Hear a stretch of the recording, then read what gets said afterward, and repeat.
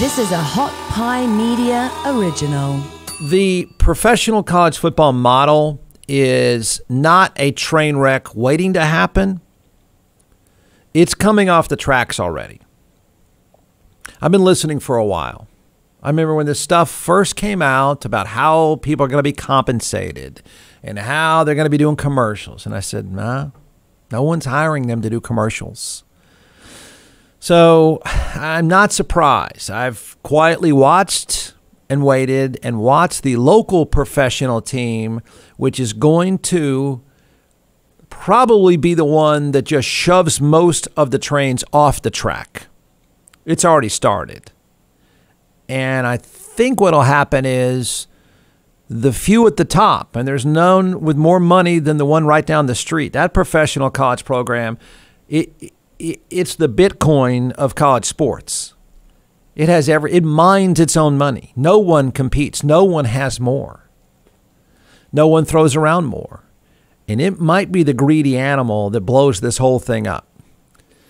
There's a good story, Yahoo, the headline reads, "The new way of compensating college athletes is chaotic and not a sustainable model." Agreed. So I don't think most people care, but I do think you need to sort of now start to take in how this thing is going to lose its way. Here's a brief history. A court case that made its way through the courts for decades allowed college athletes to get paid for their, quote, likeness. It started with a video game, and a guy, rightly so, said, wait a minute. You can't have me in that video game and I don't get paid for it, and won the case. Well, that threw the door open why can't anybody get money for their likeness? So being the unmanaged industry that it is, it can't manage itself. It can't at all. And it didn't want to here, and now it's going to eat itself alive. The college football and basketball world said, okay, thanks. We'll create endorsement deals. That's where this started. Well, if you can use your likeness, we should be able to make money off your likeness. It seems reasonable, Jeff. I mean, somebody sells a shirt, they should get some money off that. It's their name. Yes, sure. It's not what it's about. I knew it wouldn't be about that. I knew it. Are there some commercials out there? Sure, there's probably some. Not many. That's not what this is about. There's a legal case from years ago. Colorado was an Olympic skier, and he gets paid to endorse products as an Olympic skier, and he played football too, and he had a contract with Oakley, and he said, hey, my deal is I get paid to wear Oakleys, and I'm going to wear Oakleys on the sidelines. And he actually challenged it, and he lost. So he was just sort of on the front end of what is happening now, sort of. So you're thinking, well, what's the problem here? For the most part, companies are they're not endorsing products. Most of this is not about somebody endorsing products. Some of it might be, but most of it's not. None of you that run a successful business, you're not hiring college kids to pitch your products. You're not. I knew they weren't. It doesn't work well. As I said earlier, it's hard to find a spokesperson. There may be a few commercials here and there. So what's the money really about? They're getting paid to endorse products that they're not endorsing. They're not really actually endorsing anything. It's just creating a pool of money and calling it name and likeness and saying, there, they get name and likeness money, whether they even do the commercials or not. Okay. So the market, this is not a healthy model. It's a model that is set up to eat itself alive. And that is precisely what's going to happen. I know you won't care if it eats itself alive because it's a slimy industry anyway. The slimy industry that is far less slimy than when I was playing years ago, which was just the Wild West and completely corrupt. Now it's going to eat itself alive. What's happened, and largely with your local professional team, the really, really wealthy professional college team down the street from me, they're setting up funds. They'll set up a giant fund. In their case, nobody will have a bigger fund. They'll put in however amount of money necessary. It could be 50 million and it'll be there. So they put together funds and then call it something. And then because you call it something, then you can hand the money out. Yeah. Here's name and likeness money, even though somebody never does a commercial. So you set up these funds. Well, what are the rules? There are none. There are none. How can most schools keep up? They can't. Are players going where the biggest funds are set up? Yeah, that's what's going to happen. It hasn't managed itself. It hasn't set up any protocol. It hasn't made any arrangements. It just threw the door open and said, call it whatever and good luck.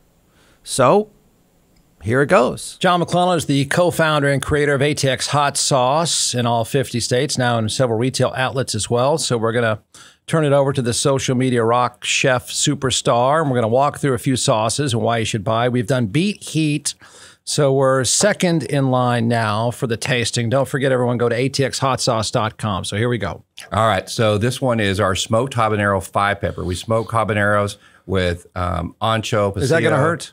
This one? No, Yeah. This one's actually really, really good. Okay. This is like your traditional tapatilla, but without the vinegar in it, right? And because of that fermentation process that we've talked about all the time. This one is great on sandwiches, pizzas, things like that. Great on hot wings. I think you're going to really like this one too, especially the smoky flavor with the adobe chipotle and the smoked habaneros. We actually smoked the habaneros before we. Does that go with the cab? This would not go with the cab. This would go with the great Chenin Blanc, though. I knew you were gonna. I teed you up with that one. Yeah, yeah.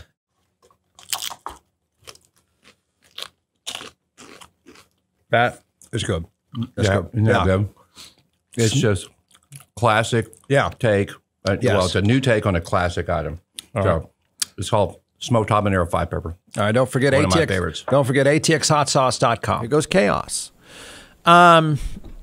So the reaction has been subdued because in college sports they can't say anything bad that scares off a 17-year-old. The entire industry is built on kissing the ass of a 17-year-old and his parents and uncles and friends and tell them whatever they want to hear. So now you're going to say, you're going to get in the NFL and we're going to give you whatever amount of money you want. And you can't say anything otherwise because then somebody will say, well, they told you they wouldn't give you the money. We will. So it's an industry set up on kissing the ass of teenagers and they can't say anything otherwise. So already, at least, for example, the head coach at Ole Miss had the guts to say it. And he's going to be right. The Ole Miss coach is Lane Kiffin. And he pointed out just the last few days, said, hey, look, guys are just going to go where they get the most money. And I know you're going to say, well, that's the way it's always been. Well, you're going to find that you have no one to play. And by the way, you're not getting paid to do anything except get paid because you're on a scholarship. Now, people say, well, that's, they should get something. I agree. I had a plan years ago. No one would listen.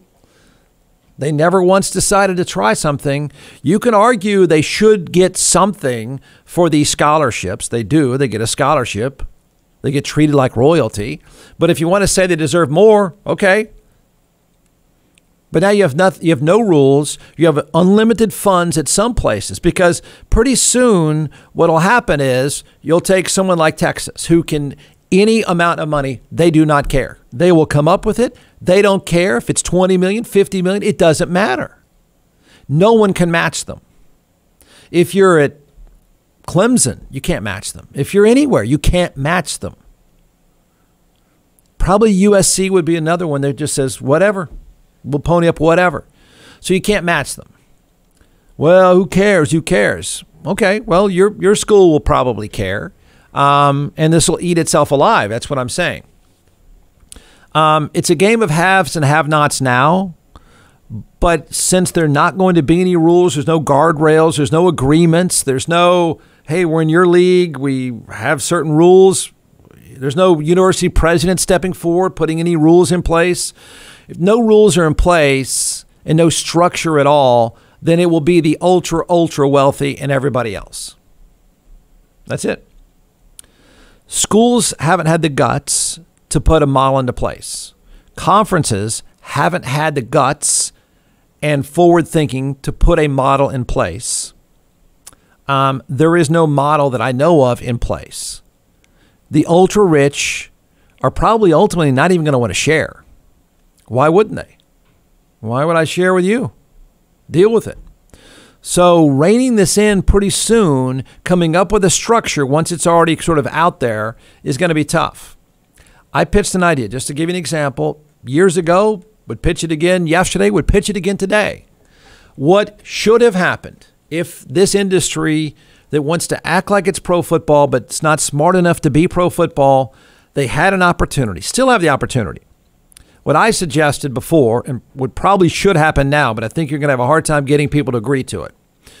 Somebody should say, you know what, we're going to get ahead of this stuff before we start losing these court cases. We're going to get ahead of this stuff so we make sure some money is shared. They had a chance to take what I recommended, take a percentage of the television contracts. You set aside that money, a portion of that money goes to the scholarship athletes. Any scholarship athlete, I suggested, they won't do it now, any scholarship athlete in any sport that graduates in 6 years gets that money. It goes into a trust. When you graduate, there's your money. They could have done that. They didn't. They didn't.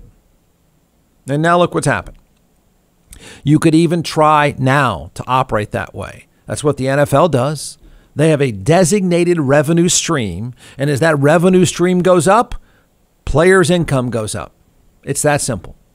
These schools and these conferences are so myopic. They are so imprisoned by the idea of we just need to kiss the ass of the next 17-year-old that they're going to run themselves into the ground. They will. I knew this would happen. They could still today say, hey, wait a second.